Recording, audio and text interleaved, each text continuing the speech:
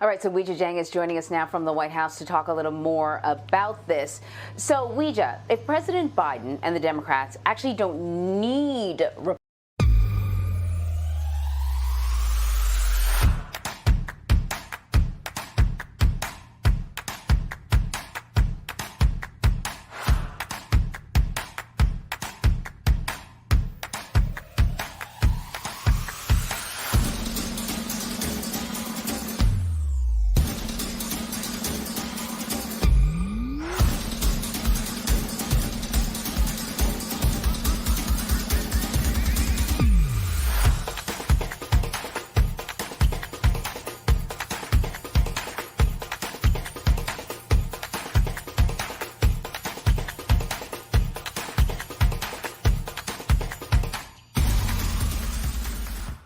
Republican support to pass their COVID relief bill, why have the meeting that he had yesterday? What's the point?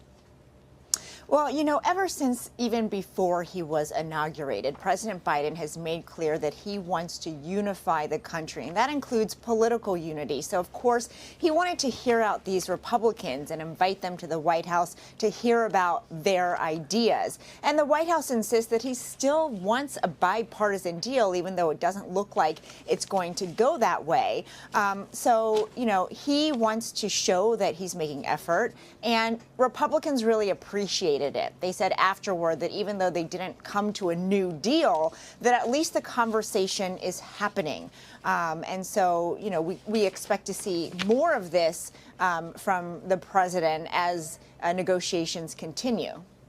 Yeah, it was interesting, Weijia, that the meeting was only supposed to last about an hour, and it went longer than 2 hours. Louisiana Senator Bill Cassidy was one of those 10 Republicans in yesterday's meeting with President Biden, and he talked about their discussion earlier on CBS This Morning. I want to play a bit of what he had to say. There's been 5 COVID relief packages passed with a Republican president and a Republican Senate, which have been bipartisan. 5 of them. Now, all of a sudden, the 6th can't be bipartisan. Now, that's a little bit kind of ironic because the president's message has been a call for unity and bipartisanship. We had bipartisanship for the first 5, and it's out the window on the 6th.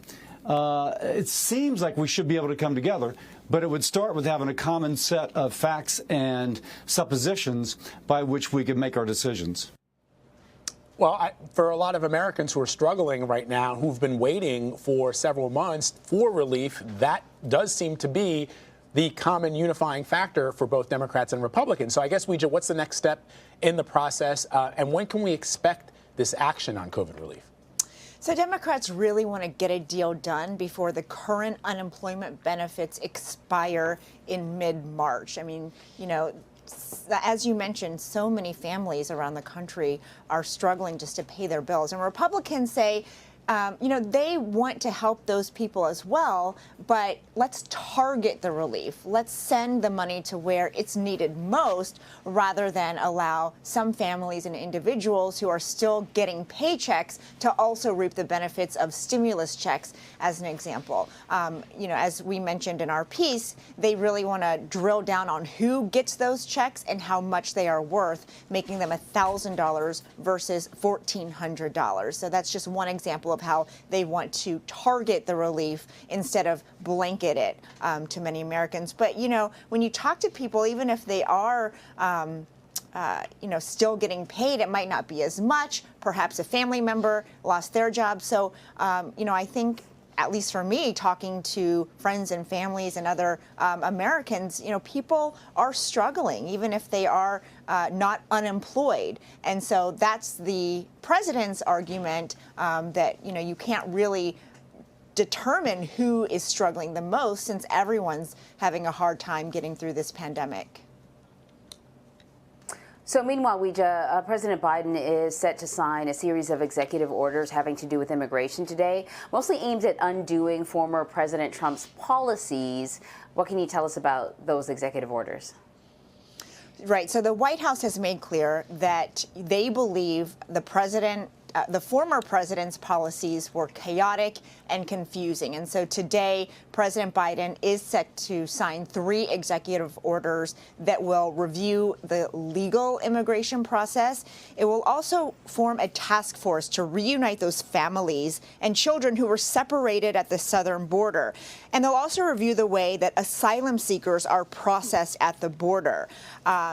President Trump had a really hard time accepting the fact that the U.S. would take in these refugees because he claimed that, they were just using an excuse to try to ultimately come to the country and never leave without getting documents. And so the Biden administration is going to take a closer look at that and probably restore it to what it was, which is not making asylum seekers wait in another country, instead allowing them to do so in the U.S. But, these are just executive actions that he can do. When you're talking about broader, more impactful things, he's really going to have to pass a bill, and that is one of his goals, to do that with lawmakers. But, some Republicans are already upset about these executive orders because they supported Mr. Trump's crackdown at the border. So, that's not going to make it easier when Mr. Biden, tries to find some bipartisanship for legislation. Weijia, let me switch gears a bit. CBS News has obtained a copy of the memo from one of former President Trump's pollsters. Now, this analyzes the 5 states he won in 2016 but lost in 2020. Take us through some of the key findings, because according to the former president, he lost the election because he claims it was rigged and because of major fraud, which are lies and unfounded claims. What are you learning? So you're right. Our chief Washington correspondent, Major Garrett, got a copy of this memo. And it's really interesting because it spells out exactly where the former president lost support, and that was namely among white voters, more specifically among white men. So you look at the numbers, and it shows that, especially with voters between the ages of 18 and 29 and those who are above 65, he really lost support. And a reason may be his handling of the coronavirus. That was a top issue in all these states, and, in the states that he lost especially, show that people were not satisfied by the way that he responded to the virus, which might explain, that other figure we just talked about for people who are 65 and older, who the virus impacts the most. And so I think, Vlad, I've heard you talk about before that you've thought about what could have been. And you can't help but wonder what could have been if the former president had listened to his medical experts and had not decided to take the reins of the messaging and give information that did not match the data.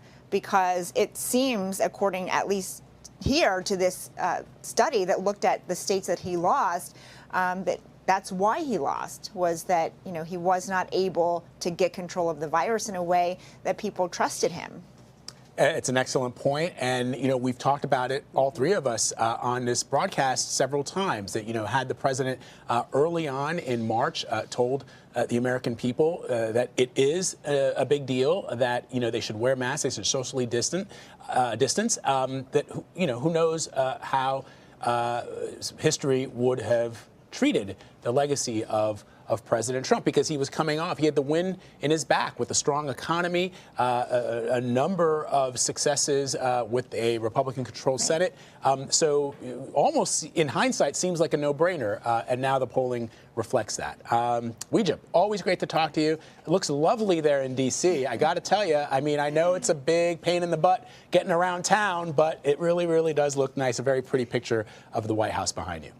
Thank you. Yeah, it feels like I'm standing in the middle of a snow globe. It It's does nice look when like you that. don't have to go walk and try to drive around in it. I will order my Weijia snow globe on Amazon very, very soon.